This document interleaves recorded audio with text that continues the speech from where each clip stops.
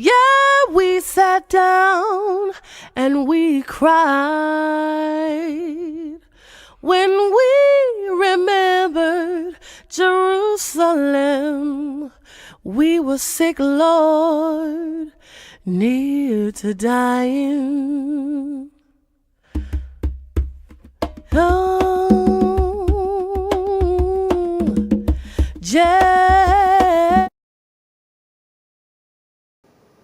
Shalom, shalom, family. Welcome to another Tanakh review. My name is Zurishaddai, one of the teachers of Congregation BINAH, CHOKMAH, located in the Red Hood section of Brooklyn, giving all honor, glory, and praise to the Most High God, King of the universe for life, who clothing and shelter, wisdom, knowledge, and understanding.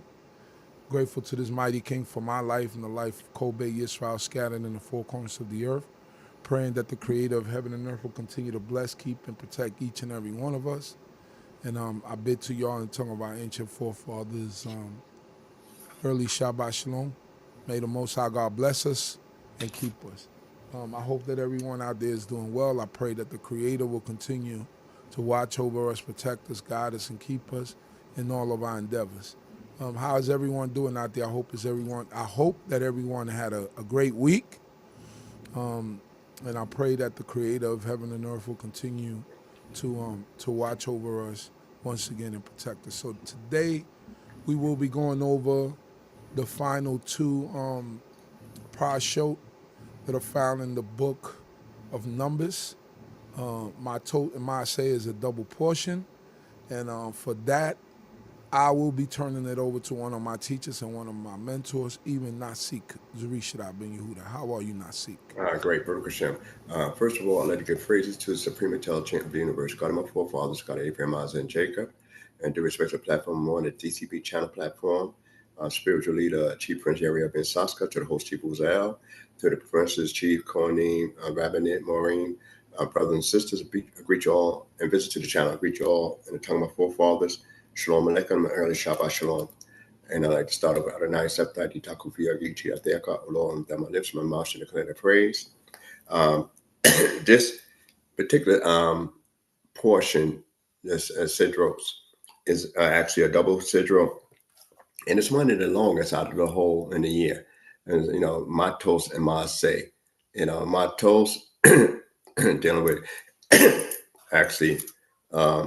In a tribe, well, it's actually tribes, but basically it's actually the vows is done, and it's similar word from Mita, which is beds, that it's talking about pedigree as well. So, a lot of people tend to say that most of Americans, blacks, as they say, born in America, blacks born in America have, questionable ancestry because of the slavery.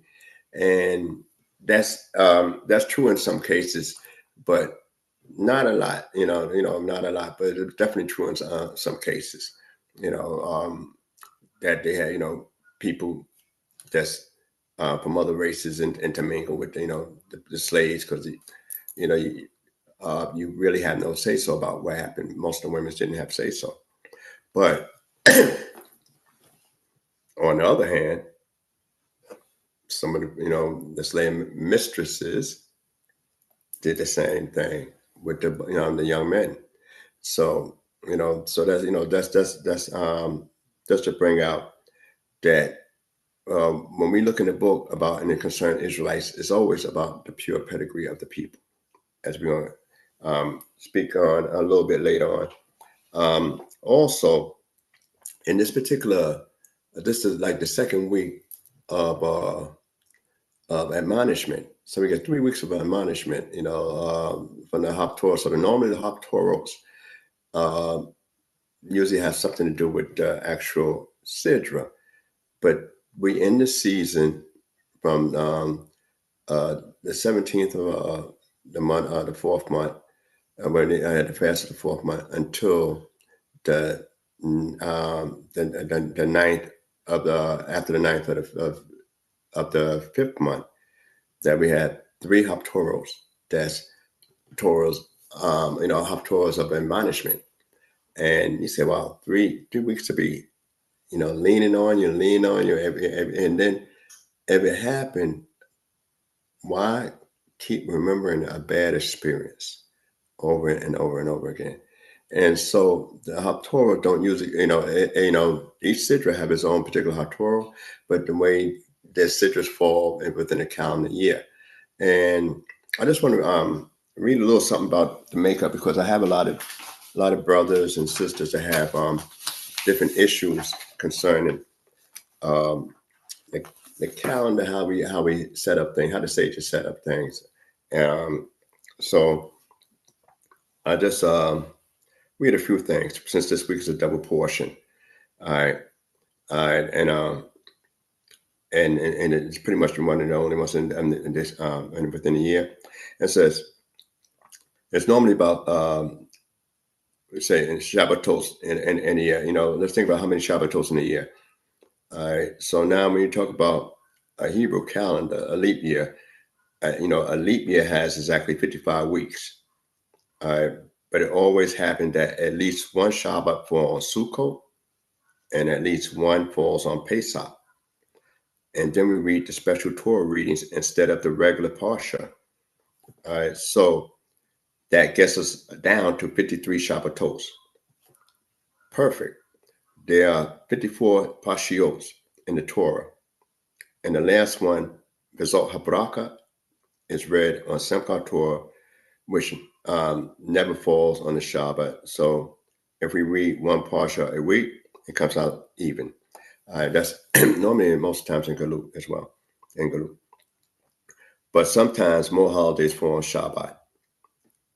And then we need to combine more Pashios or Sitros. The first combination is always Matot Masei. All right, so either we're doing 55 on the calendar year or 52. All right, so let's say if the second day, we know that's only in people that's outside the land of Israel. Shavuot falls on Shabbat, most of the calendars they have. Then they do Hukak Balak. That's those that's outside, second day of Shavuot. All right, Yom Teruah or Rosh Hashanah, some people call it, or Yom Kippur falls on Shabbat. Then you have a double one, which is called Nesavim and Wayelek. Those be, those things in Deuteronomy. If not a leap year, it's not a leap year. They're usually not. We followed this order until we caught up. So these are some of the Sidros just combined. Waikel Pekadei, Kasriya Mezerah, Akaramot, Kedoshin, and Behar Bekotai. All right. So Matot Masei, the first ones we always double up. So this one is we always double up. I just hope I just share some things about how things are set up on our calendar and what traditionally we follow, for the most part, according to the calendar that we observe. All right, so, and you can always look, research it yourself online and discuss it with your teachers. All right, so now we had just finished, going over, Pentecost talking about his promises and his rewards, and also going over the holy days, that we observe, and how, what we're supposed to sacrifice, and then so we have all that that's talked about, within the closing of that particular portion. So now let's look into the opening of Matot, which is the 30th chapter in the Masoretic text, the second verse. And Moses spoke to the heads of the tribes of Israel, tribes of the children of Israel, saying, "This is the thing which the Lord had commanded. When a man vows a vow unto the Lord, or swears an oath to bind his soul with a bond, he shall not break his word. He shall do according to all that proceeds out of his mouth. Also, when a woman vows a vow unto the Lord, and binding herself by a bond, being in her father's house in her youth, and her father heareth her vow, or her bond, wherewith she had bound her soul, and her father holdeth his peace at her, then all her vows shall stand, and every bond wherewith she had bound her soul shall stand. But if her father disallow her in the day that he heareth, none of her vows or of her bonds wherewith she had bound her soul shall stand. And the Lord will forgive her because her father disallowed her. Now, it's strange. Why there had to be a pardon when she bind herself with a bond, and then the father said, "No, that's out. That's out." And and they said that God forgive her. Just think about that. It's a certain type of order that's being in place here. And it's the first time this is addressed to the leaders first, because leaders tend to make a whole lot of, vows and promises and stuff like that. And you have what's called a neder, which is different from a oath, which is different. So, so you bind yourself to a soul with a neder, like a Nazarite. That's a bond, a vow there. So why is it when a father heard his daughter make a vow, and he said, "Nah, I don't think that's good for you. That's out." And she making this to God, and God said, "No, somebody must clear it." And that's what and so there's a certain family structure and a hierarchy that's in the book.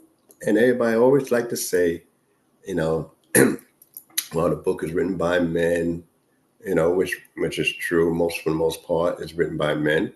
And also that since it's written by men, they tend to be, sexist, and biased in as far as that area go.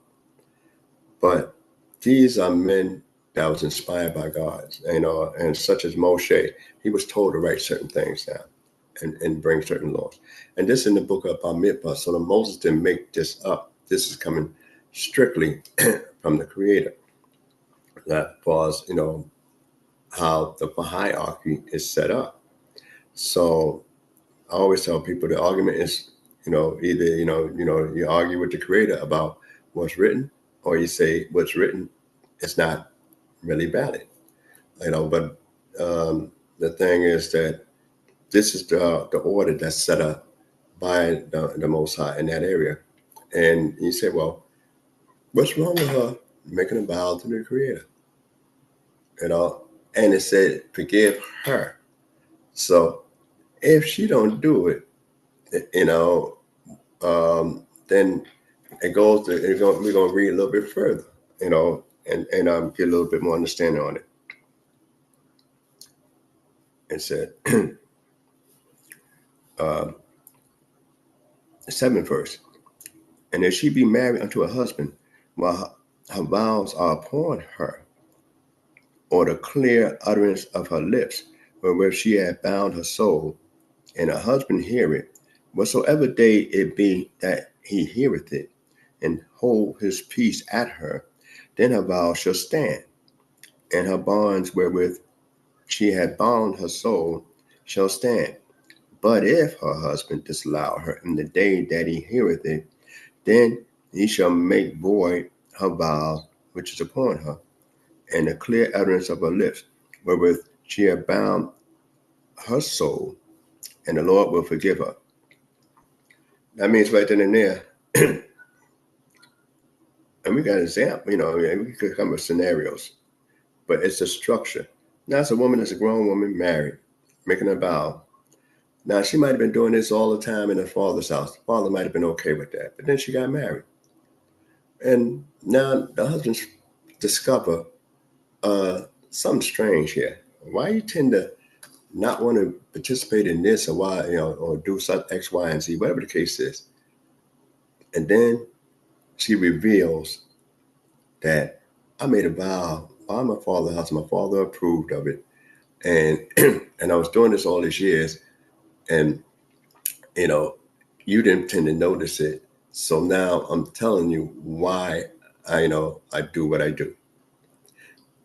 And once he heard it, now she could have been doing it for 5 years, 10 years. Once he heard it, he got that one opportunity to say, I either think it's a good thing, continue, or oh no, this gonna be a problem. No, I'm gonna nullify this right now. Now, mind you, she's been doing it for a while. Her father approved on it. Hence again, family structure, authority. And in the modern world today, people have a problem with what I like to say a vote of one in a household. Everything could be under discussion.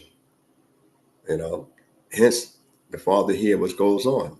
So it's some kind of words being transmitted between people. Either he vote yes or he vote no. So, and a lot of people have a problem with that in a relationship with a husband and a wife. It said we do, everything in the house, we go 50-50. Then what happened with the other 50? Or what happened when somebody else get deadlocked? It's 100% commitment on both sides. So since it's 100% commitment on both sides, then we got to look at somebody have to have the last word. And it can't be my turn, your turn, my turn, your turn, because that's not an authoritative household. It's not a biblical concept. The authority got to last. You can share power, discuss everything, but authority must lie in one area. Now, suppose, and I'm often asked this question: suppose the man, make a mistake, and when it comes down to the vow, because every man vow it stands right off the top. You don't have to get it co-signed by any other man. Once he make a vow to the God, it's solid. Well, if a man make a decision and it's a wrong decision, he could, he should be man enough to admit I was wrong, an error. But it's an authority that we have because we always look at these programs, housewives, basketball housewives, and all these different things that the media that we have today. And those women that be on those shows are not acting like housewives. They're acting like playgirls, you know what I mean? And spinsters, on them shows. So, we get the wrong connotation of what a family structure should be about. And sadly enough, it often influence in our community that kind of, thinking pattern. Well, because a woman might, work and everything like that. So she's got a career, she got this going for herself. And since she happened to have certain things going for herself, it'd be different. She's working out of a role, and yet she's got she was created for a particular role by the Creator. And this is some of the things. That's why I always tell people, look at Proverbs 31. Read it. Take your time. Realize that it's actually from a woman's perspective. Look deep into it. If this guy Lemuel is a king, and his mother telling him that, then what King Lemuel would be, which means dedicated. Solomon, wrote the Proverbs. That's another name for Solomon. In essence, just like Kohelet is another name for Solomon.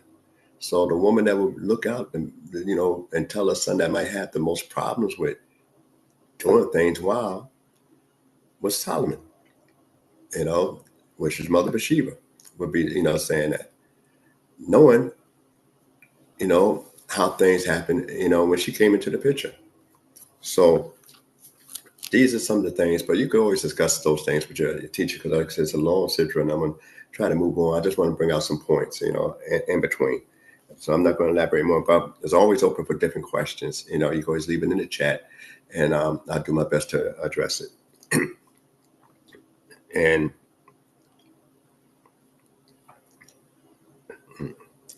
But if her husband disallow her on the day that he heareth it, they shall make it void, and a vow which is upon her, and the clear utterance of her lips, when she hath bound her soul, the Lord will forgive her. But the vow of a widow or of her that is divorced, even everything wherewith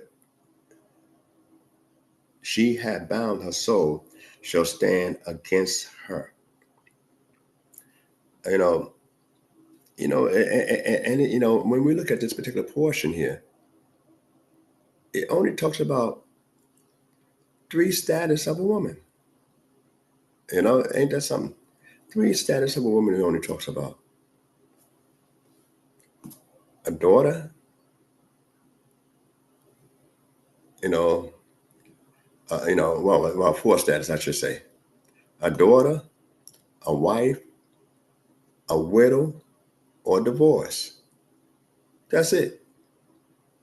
That's usually, we say, well, single and free, but it used to be a song, worn as,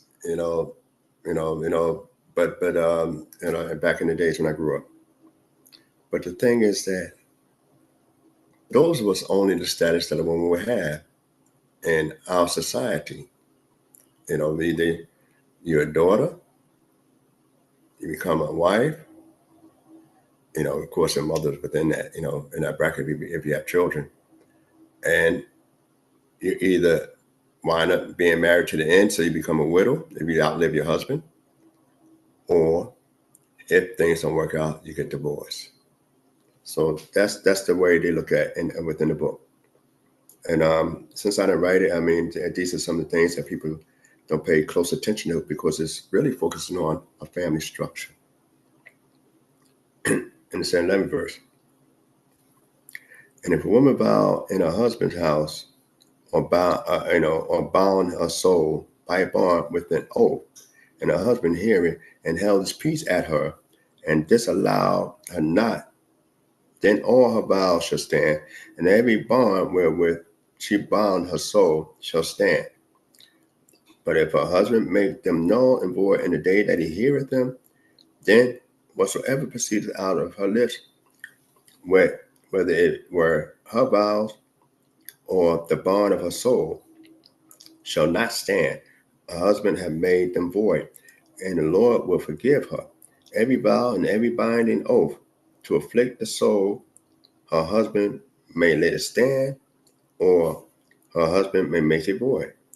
But if her husband altogether hold his peace at her from day to day, then he causes all her vows to stand, all her bonds which is upon her. He had let them stand, because he had held his peace at her in the day that he heard them.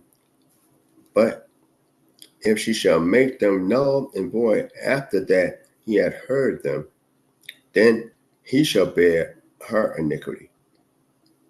So let's show you that he's responsible. I heard this. Sound good. You messed up. Why should I pay the price now? I heard this. So what sin from what I heard, it sound good, but you can't fulfill it for some reason or another. And now I'm held accountable. So that's all I'm pretty much. I might as well finish it out. But if you make them null and void after they heard it, then you shall bear her iniquity. These are the statutes which the Lord commanded Moses between man and his wife, between father and his daughter, being in her youth, in her father's house. All right, and it stops there. All right, so let you know it's important what you say. During this particular time in Israel, and from antiquity since the destruction of the first temple, that usually during the 3 weeks of admonishment, they don't have any celebrations. Some people's real strict in some areas. There's some start from the Rosh Chodesh of the 5th month, and also since well, we'll get to it within this particular portion. Also, that within this period of time, they don't do weddings, do a lot of swimming activities. Those are some of the customs that's there. Usually, when you're planning great events, when I try to make great events or milestone moves in my life, I usually avoid those 3 weeks period, and then after the 3 weeks period, I try to focus on something I consider important I want to do, set dates for stuff like that.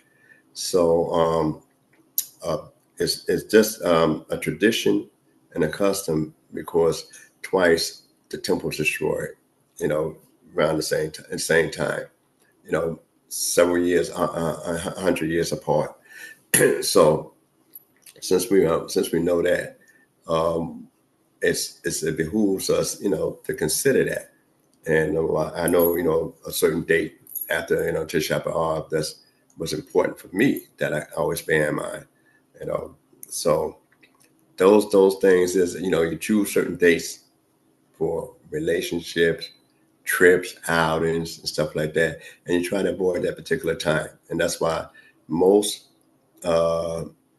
weddings, Jewish and stuff like that, or those who follow tradition, is always after Tisha B'Av. All right. And hence you normally talk about the summer weddings more so. So let's go into the 31st chapter of Numbers, which is interesting here. And the Lord spoke to Moses, saying, avenge the children of Israel of the Midianites. Afterwards shall thou be gathered unto thy people. And Moses spoke unto the people, saying, arm ye men from among you for the war, that they may go against Midian to execute the Lord's vengeance on the Midian. All right, so now this is going to be his last major act that's commanded by God. Avenge him and then die. And you would figure most people procrastinate, say, okay, I'm going to handle that. Since I know after I do this, I must die. But Moses moved right away, and try to, and prepare for this, and this is what God told him to do. And it says, this is for me, avenge the children of Israel of the Midianites, afterward they should be gathered to people. All right. So why? Because we lost 24,000. It delayed our progress, in that sense. All right. So now, and they talk about to execute the Lord's vengeance on Midian. We died, but the Creator, it was hurt behind us having to be hit by the plague because of our sins.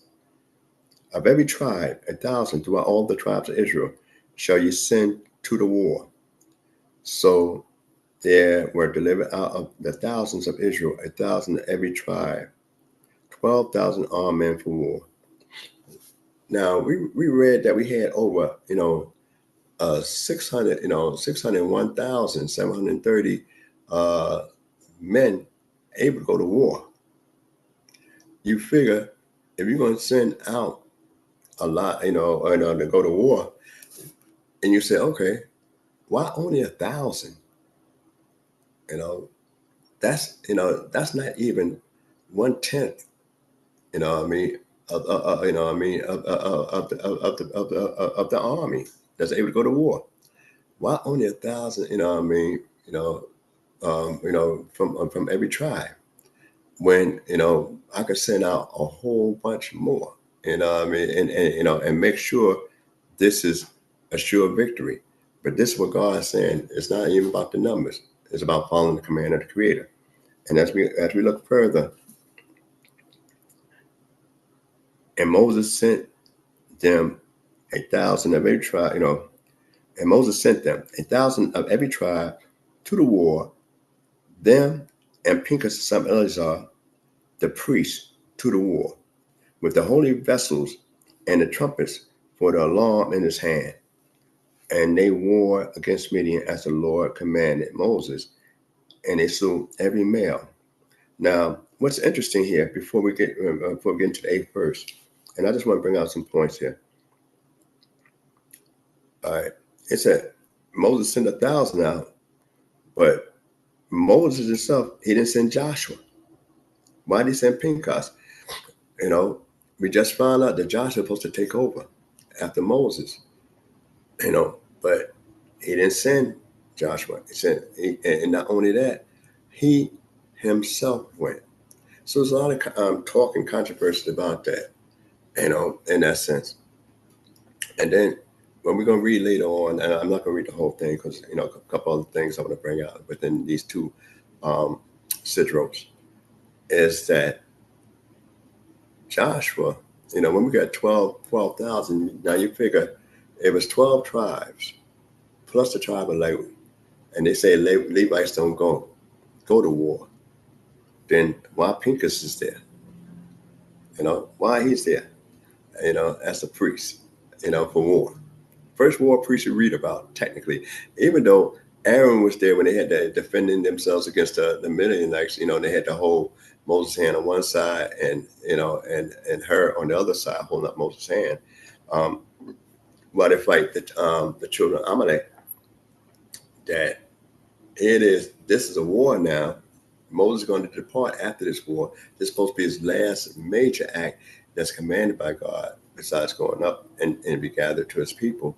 And yet we don't read Joshua involved in this yet, who have a lot of war experience now, in that area there. And he take the holy vessels out and the trumpets. So who's taking them out? Levites. Normally Levites don't fight wars like that. Why fight war? But it was a Levite that pretty much set it off by stopping the plague. Not only that, killing a top VIP from the people of Midian, and so he's in the war.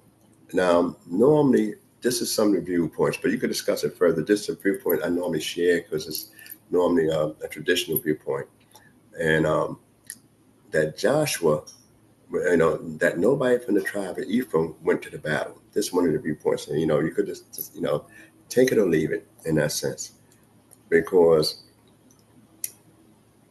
if Ephraim would have been to the battle, then Joshua should have been there. But and we're gonna find out later that certain people of certain status did not go, and we're gonna find out that as well.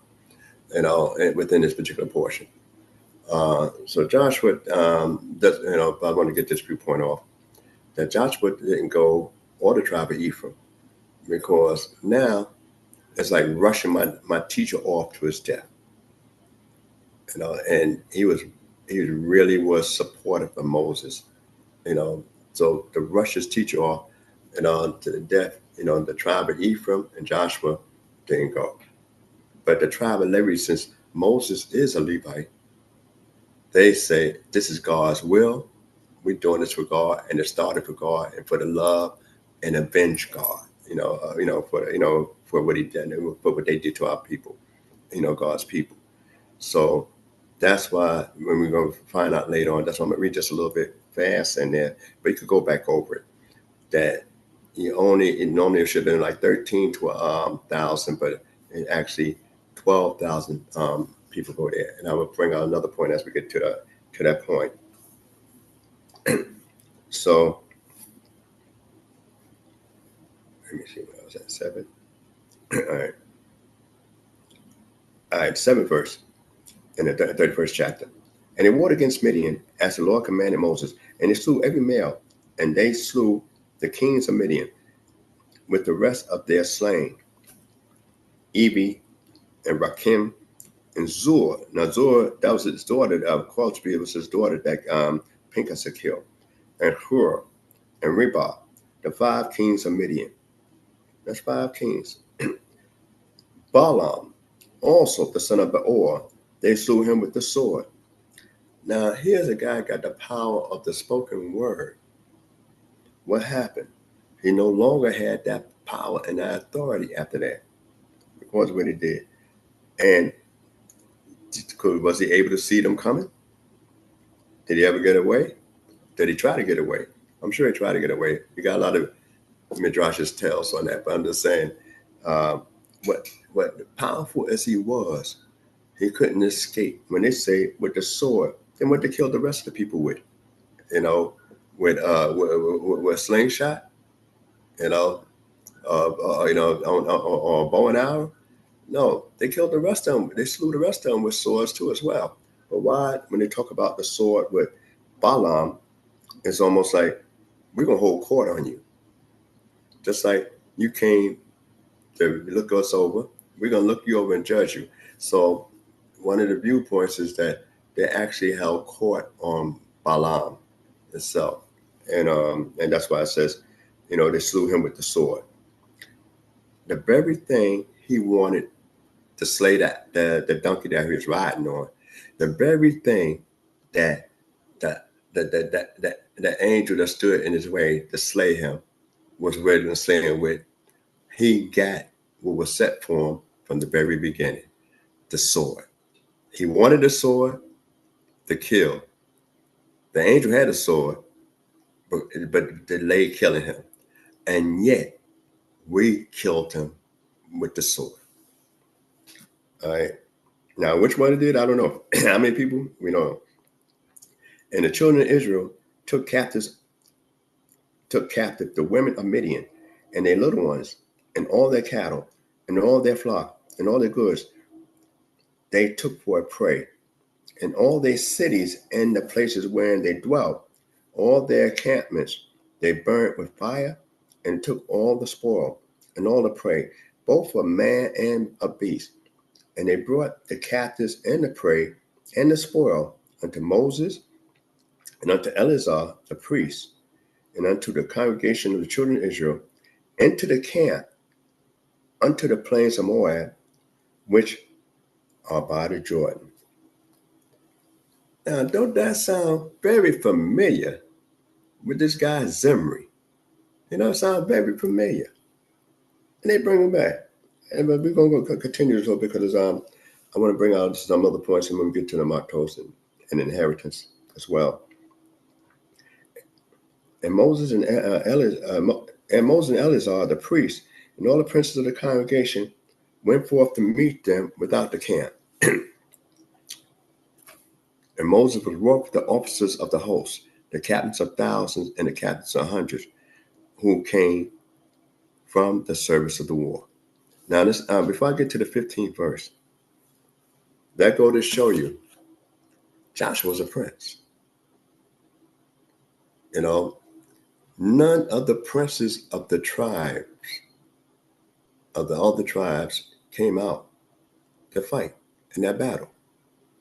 God showed a little act of kindness to the tribe of Shimon because they just had lost their top prince.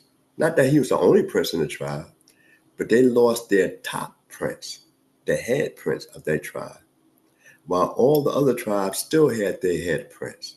So it's an act of kindness God showed by only having captains, thousands and hundreds.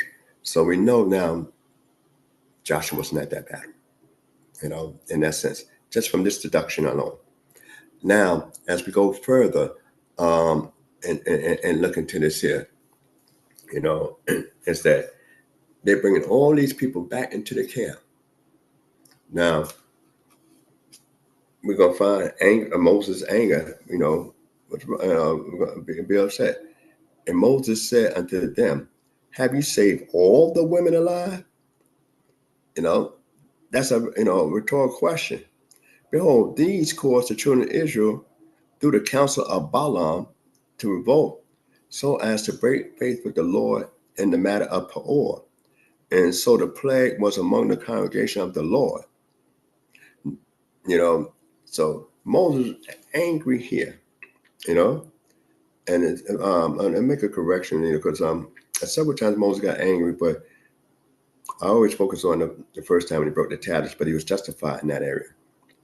But this is a little bit different in that area for us. This justification plus anger, and you could discuss it further.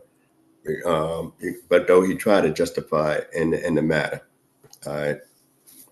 But this is on the third time that they review and look at that he's not pretty much justified for being so angry about what they did, because there's only 7 nations we was actually forbidden to interact with, and that's those 7 nations on the other side of the Jordan.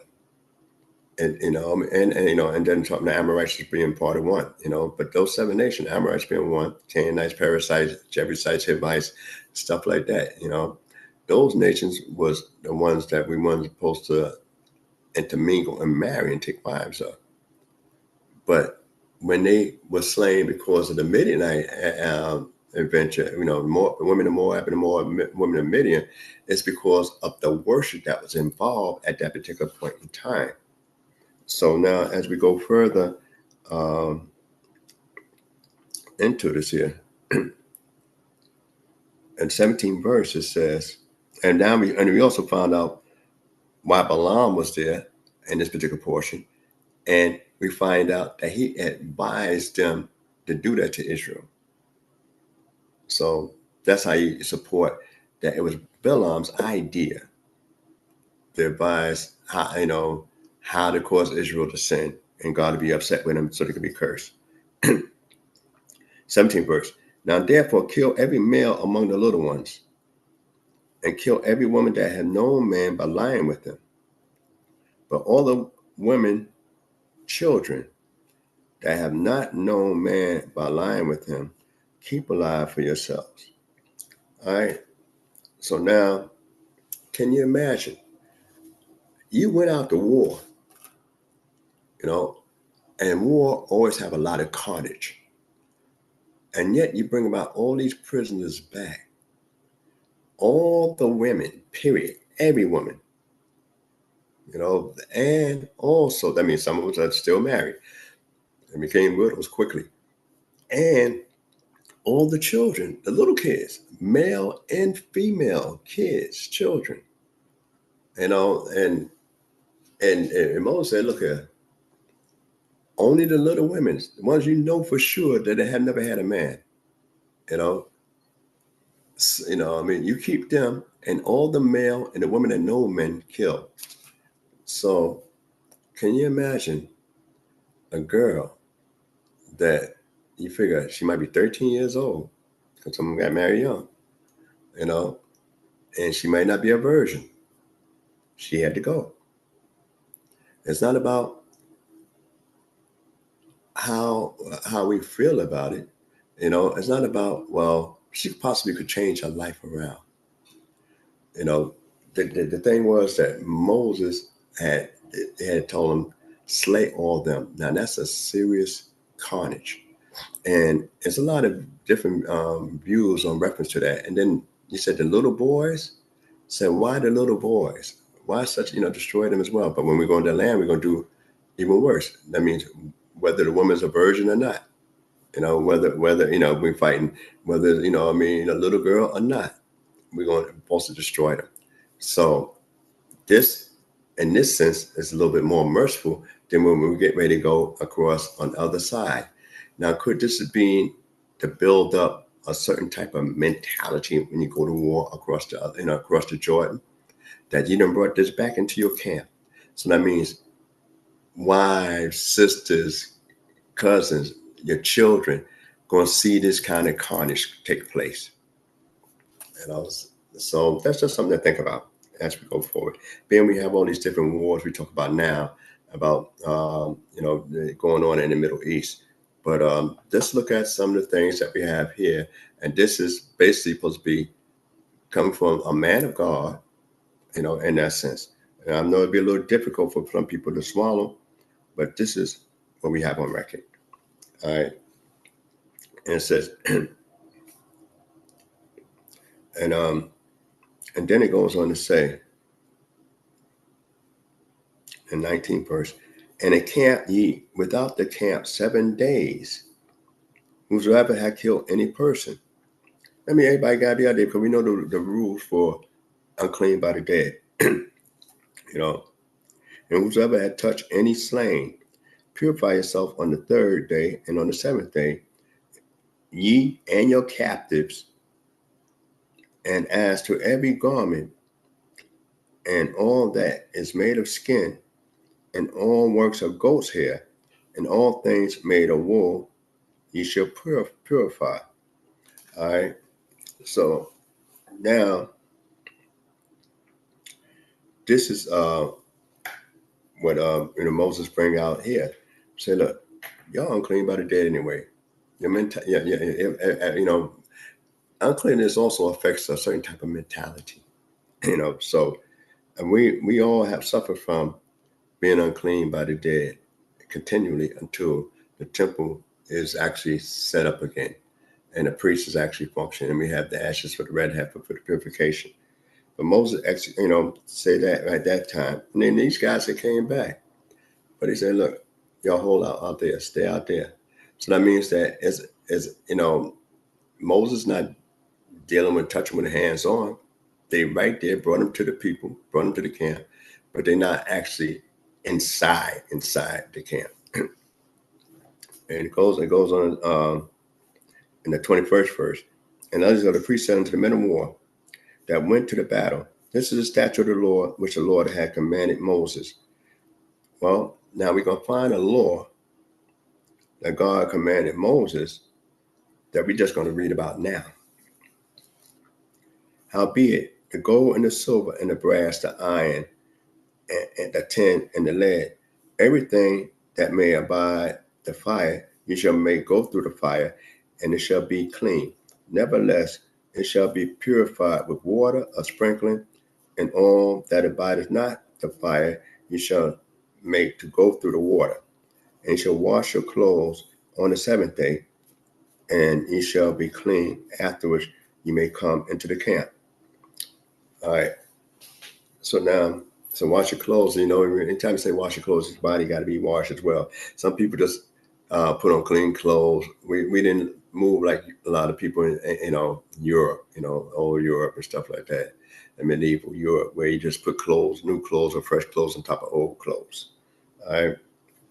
So we go further, and it says, and the Lord spoke to Moses, saying, take the sum of the prey that was taken, both a man and a beast, thou and Eleazar the priest, and the heads of the father house of the congregation, divide the prey into 2 parts, between the men skilled in war that went out to battle, and all the congregation, and levy a tribute unto the Lord.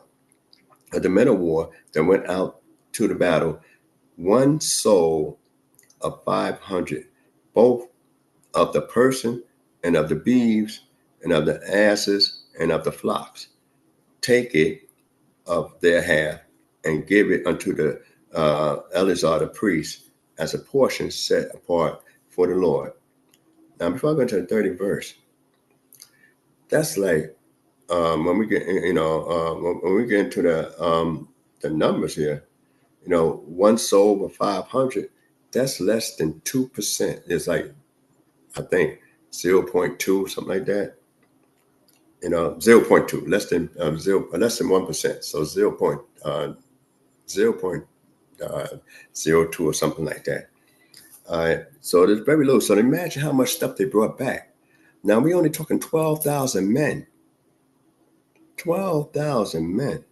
And he divide that, and what they're giving that half, and say 1 out of 500, the skilled in war. And it says, and the Lord and the children of Israel have that they shall take 1 drawn of every 50 of the persons of the beeves, of the asses, and of the flocks, even all the cattle, and give them unto the Levites that keep the charge of the tabernacle of the Lord. And Moses and Eleazar the priest did as the Lord commanded Moses. Now the prey over and above the booty which the men of war took was 600,000 and 70 and 5,000 sheep, and 70,012 bees, and 70 and 1,000 asses, and 30 and 2,000 in person, all of women that have not known men by lying with them. And so let's look at the women. 30 and 2,000 women, that's virgins, and yet you only had 12,000 men at the battle, and the half which the portion of them that went out to the war was in number 300,000 and 30,000 and 7,500 sheep, and the Lord's tribute of the sheep was 603 score and 15, and the beeves. All right, so I'm not going to read all this stuff, but but it was quite a bit, that these guys was wealthy when they went out to war. The 12,000 that were selected, they became super wealthy from that battle and that stuff. So and so I just want to focus on that part about how much they have. But I want to bring out one point in the 48th verse. And the officers that was over 1,000 of the host, the captains of thousands, the captains of hundreds, came near unto Moses, and they said unto Moses, thy servant hath taken the sum of the men of war that are under our charge, and there lacketh not one man of us, and we have brought the Lord's offering, that every man have gotten of jewels of gold and amulets and bracelets, signet rings and earrings and girdles, to make atonement for our souls before the Lord. They took a census. So that means that though they had so much stuff now, and it's always something to think about and dig in deep, is that they had so much stuff that they still wasn't turning in. If you give me less than, far less than 1% of all the stuff you got, and yet you still holding out on certain things. I like this chain. I like this ring. I like this amulet. I like this here girdle band. It's really fancy. I'm gonna keep this personal. They had a change of heart because they realized in a battle, you usually get some casualties. But miraculously, 12,000 brought back thousands, of people. And they haven't lost not one soul, but yet, in just a celebration that was forbidden, they lost 24,000. So they became thankful and they realized that. So they had a change of heart. But it's only after they realized, we didn't have no casualties. They didn't think about that at first when it was being taxed with the levy. All right.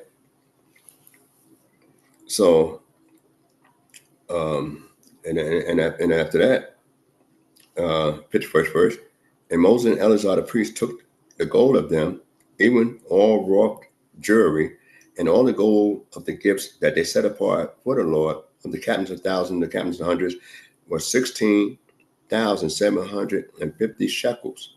For the men of war, they had taken booty, every man for himself. Sometimes, as we used to say, in the camp, sometimes people just don't want to do right. Just don't want to do right. They say, look here, we're going to give up some of this, but this stuff here, this is personal. I'm going to hold on to that. And so some people just want to do right.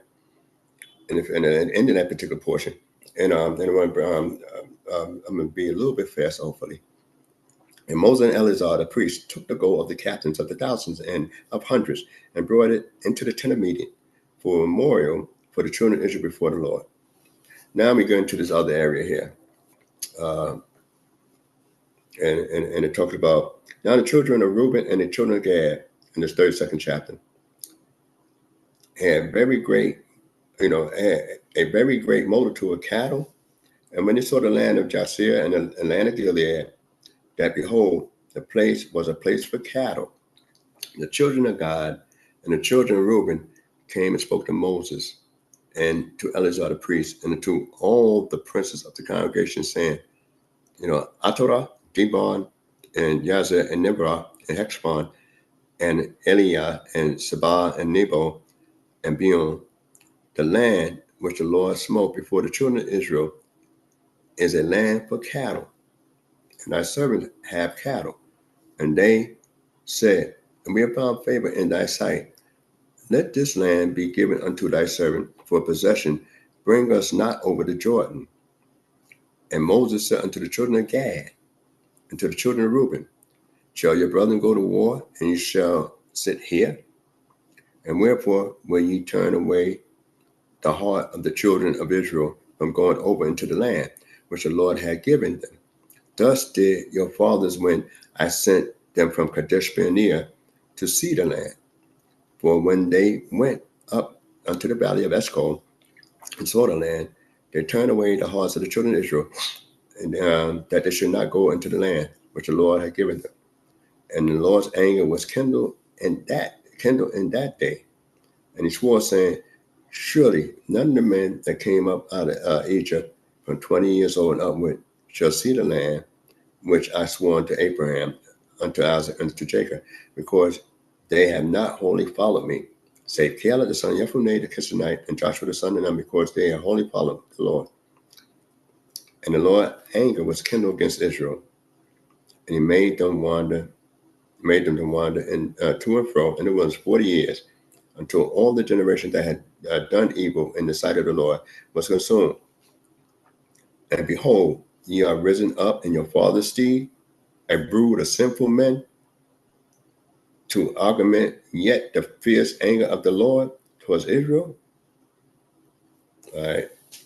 And he goes, so now they just ask a question. I just want to read this here because when you really pick out the verbiage real clearly, you could have a series of discussions in it. But you notice that the head tribe for the south was Reuben. Why Gad take the lead? Yet it was a head tribe in the south. The south portion that was settled around the tabernacle, the Kohathites, tragedy. Reubenite, tragedy. Simeonite, a tragedy. Gad is the only one we don't read directly that had an immediate tragedy. So therefore, Gad's the one to get up to speak, instead of Reuben, in that area. And the thing is that they got cattle, but they'd say, well, did you have more cattle than anybody else? Since the land is good for cattle, but you had much more. Your section wasn't that big, so how much more cattle? When you see how much cattle that they brought back from Midian, how much more cattle did the Reubenites had and Gadites had compared to the other individual tribes in Israel? And then that section was Sichon and Og section. So why is it that everybody fought for your section, and yet you say this is what you want, you don't want to go any further? So it's like quitting. Some people say, well, I'm gonna do law for a little while, I'm gonna keep Shabbat for a little while, I'm gonna do certain things and pray just for a little while, and then finally they say, I had enough of this praying. I'm not gonna pray this many times a day. I'm not gonna come to congregate this many times a month. I could stay home and do this and that and thus and thus. That's a weakness there. Now they got some on the other side would say the way the borders, and as we're gonna read about in the next portion, is expanded. That's when Israel grow. We're gonna be more expanded, but we're not that great numbers yet. Even though we read the numbers, because we find out that when we go into the land, that God said that He's not going to move all of them out at one time, because the beasts of the field multiply against us, that there's more numerous than us. So if they're more numerous than us on the other side, the west banks of Jordan, then on the east banks of Jordan, how do two tribes, supposed to say, "Oh, this is mine," and everybody fought. But anyway, and Moses saying, y'all doing just like your fathers did 40 years ago, because they came with a suggestion and I went for it. And it messed up. Now you're coming again with this here about y'all want to stay here. The mission was not to stay here. But it goes on and said, but if you turn away from after him, after the Creator, He will yet again leave them in the wilderness. And so you will destroy all this people. In other words, everybody else say, well, if the tribe of Reuben and them could, stay over here, then why are we going pushing forward? I mean, their battle is over with. You know, we got the battle coming ahead. So why should we go any further? And they came near unto him and said, we will build sheepfolds for our cattle and cities for our little ones. But we ourselves will be ready armed to go before the children of Israel until we have brought them into this place. And our little ones shall dwell in fortified cities because of the inhabitants of the land. We will not return unto our house until the children of Israel have inherited every man and his inheritance. For we will not inherit with them on the other side of the Jordan and forward, because our inheritance is fallen to us on this side of the Jordan eastward. That's kind of bold talk. Bold talk. So this is where we're going to be. So do you want to force a people to do something when God give you free will? You want to force them to go over there and say, look, you can't have that. All y'all got to go. That'll be more problems. And it's leaving more problems to his successor, Joshua. So now he had to exercise some wisdom, because Joshua would have problems with that, because them guys would say, look here, if we say we don't want to be part of the lottery on that side, we never seen what's going on that side. We seen what's happening on this side, and this is where we want to stay. Then it's not the first time that section had a lot of juice. So Moses realized, all right, you know, but what did he say? They value the possessions more than their children. So Moses, you know, talk about the, that they can stay over there, but first of all, how to clear it. And it says, and Moses said unto them, if you do this thing, if you arm yourself to go before the Lord to war, and every armed man of you will pass over the Jordan before the Lord until he has driven out his enemies before him, and the land be subdued before the Lord, and you return after them, then shall you be clear before the Lord and before Israel, and this land shall be yours for a possession before the Lord. But if you will not do so, ye have sinned against the Lord, and know ye your sins will find you. You know, your sins will find you. And, you know, the consequence, we read that later on in the prophecy. All right. Build your cities for your little ones and folds for your sheep, and do that which you have proceeded out of your mouth. All right. So that's what they did, you know, in that sense. All right. And then Moses told them concerning that. All right. So we know automatically, and I'm not going to go through the whole thing in that, but one of the things is this, is that they wind up standing across the Jordan, and Moses changed the wording around, as we know, to build, you know, your kids are supposed to be more valuable than your gold and your cattle. You live in this world to multiply and be fruitful with children, not be fruitful with cattle, with money. You know, people that chase money, and then after they get every money, a lot of people that have all the wealth in the world, and then they be miserable in life, and a lot of them commit suicide. Because some of them have more money than they could spend. But then he assigned part of the tribe of Manasseh over there on that side. The tribe of Manasseh never asked, but he assigned them a spot on that side of the Jordan as well. I'm not going to go into that area. I'm going to just talk a little bit about Masei, and then as we get to a little bit of Masei, then I'm going to close out. All right. Masei means travel, you know, the journeys, but journey by stages. These are the stages of the children of Israel, or the journeys of the children of Israel, some books might translate, by which they went forth out of the land of Egypt, by the host under the hand of Moses and Aaron. And Moses wrote there, going forth stage by stage by the commandment of the Lord. And these are their stages at their going forth. And they journeyed from Ramses in the first month, on the 15th day of the first month, on the morrow after the Passover, the children of Israel went out with a high hand in the sight of all the Egyptians, while the Egyptians were burying them that the Lord had smitten among them, even all the firstborn upon their gods, and also the Lord executed judgment. And the children of Israel journeyed from Ramses and pitched in Sukkot. I'm going to stop right there. Why when you talk about the journeys, how many times did we leave Egypt? We left Egypt just once, physically, but spiritually, our minds was always back in Egypt, even as late as 40 years, about Egypt, So these are different stages of development, and it mentioned, it lists 42 of them. Now, normally 14 of them was done in the first year before the decree that you're going to spend 40 years, wandering in the wilderness till the men of war die out.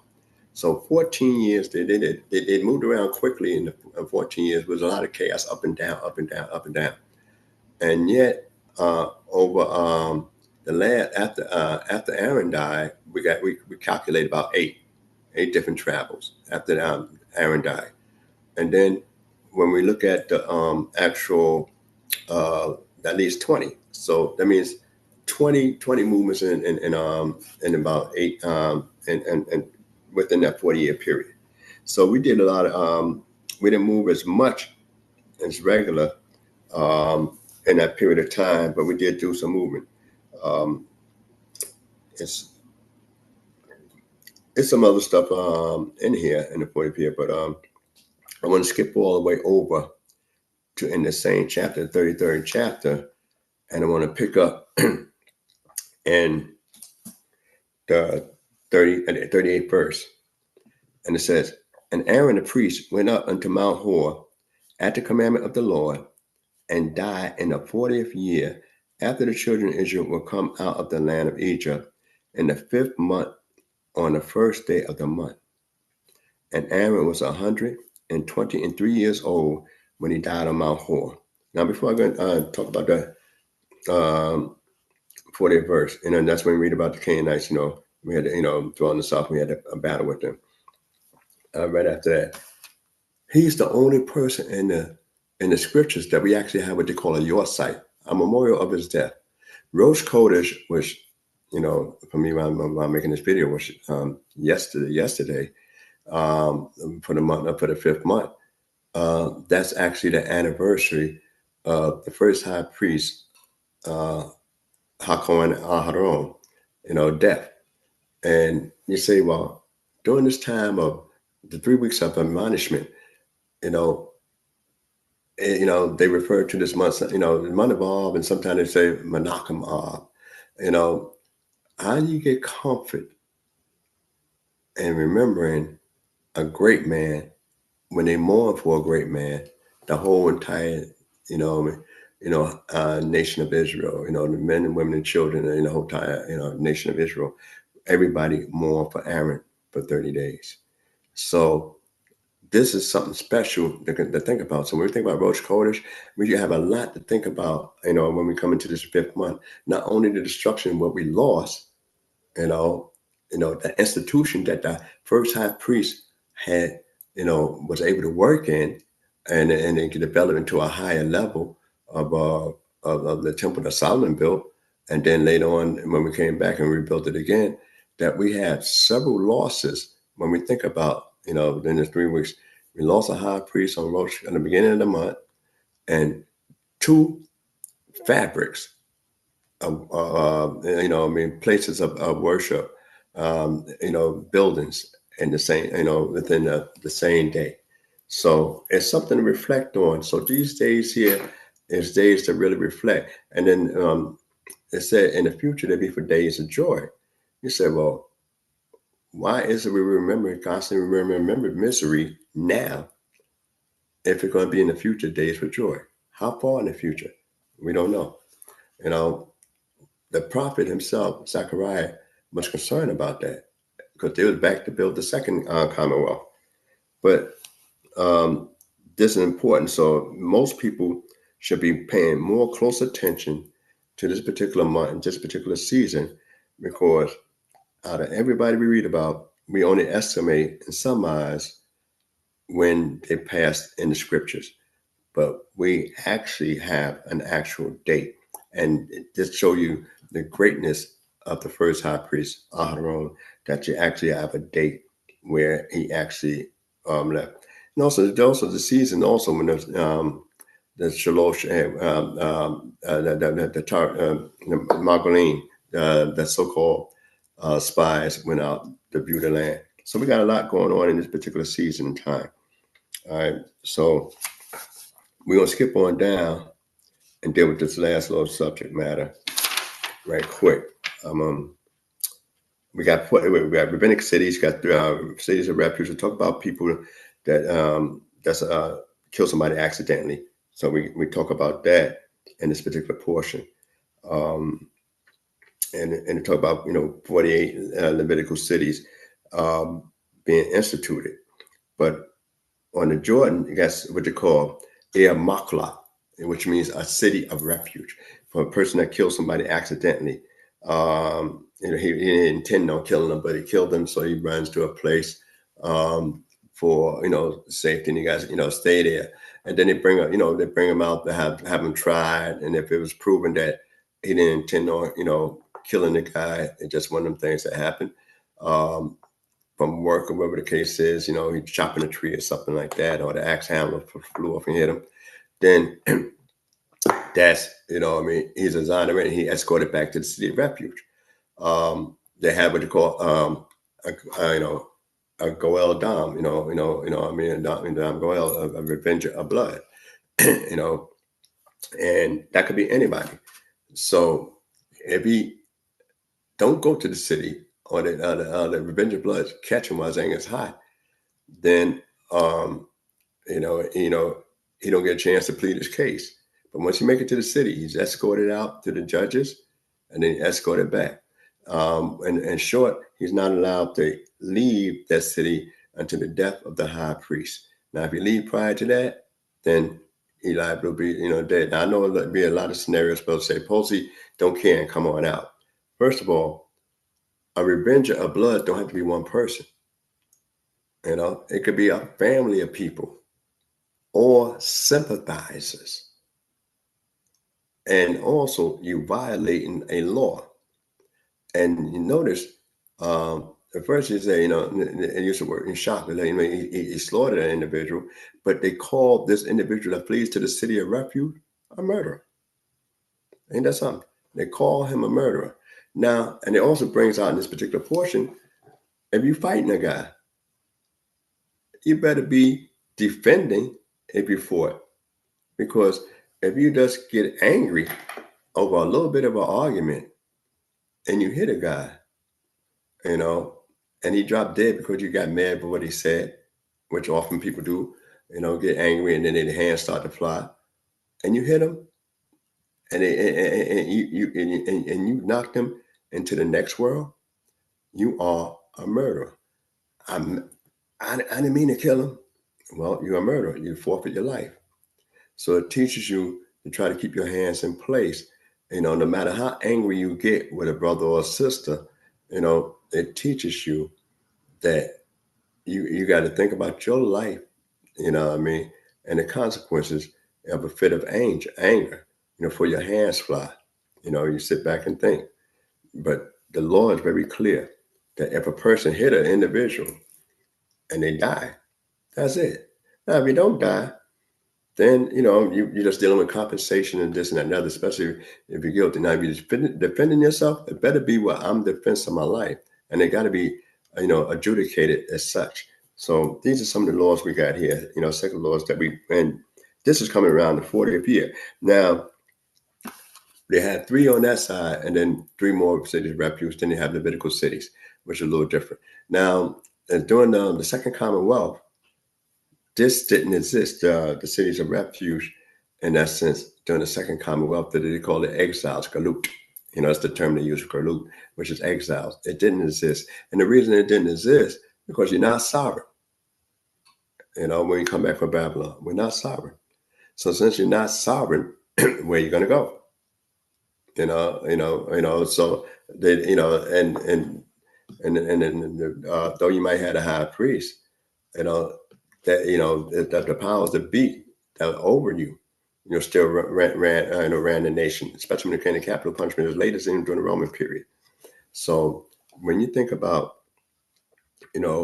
what happened, that's why during the missionary times and stuff like that, they say they just institute a thing of Kalut, because you can't run over here, and we don't run things like we really run things. Even during the Hasmonean period, as late as as that, read about, but definitely during the Roman period. But the Hasmonean period, when the Greeks things, when they came back to the land and they're fighting and killing it and stuff like that for the land, they couldn't exercise, talk about a city of refuge for somebody that flee to.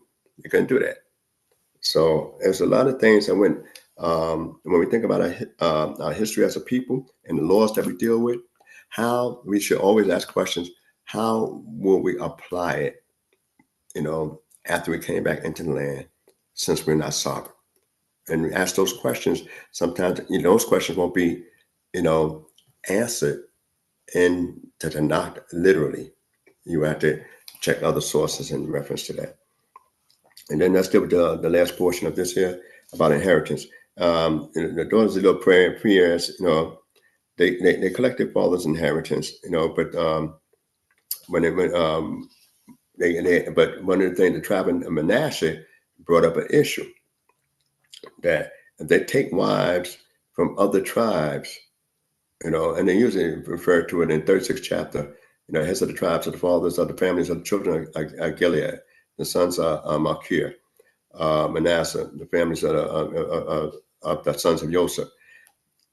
So came near and spoke to Moses and before the princes, the heads of the fathers' houses of the children of Israel, and they said, the Lord commanded my Lord to give the land for inheritance by lot to the children of Israel. And my Lord was commanded by the Lord to give the inheritance of Zelophehad our brother unto his daughters. And if they be married unto any of the sons of the other tribes of the children of Israel, then will their inheritance be taken away from the inheritance of our fathers, and will be added to the inheritance of the tribes whereunto they shall belong. So will it be taken away from the lot of our inheritance. All right. So now it's very important, things that's mentioned here. And I like brothers and sisters to go over this because I don't have the time to really go over it now. But one of the things I will say is that they consider that as several things saying who the property actually going to belong to. That's number one. Who possessed what? Those are the questions you should address based on what we read here. What we read in Tanakh. What do the woman actually own? What is her position? What is the status? They brought this out and said, and they saying, look, sure, we agree. They got the inheritance, but they marry a Judite. Then that becomes Judite property.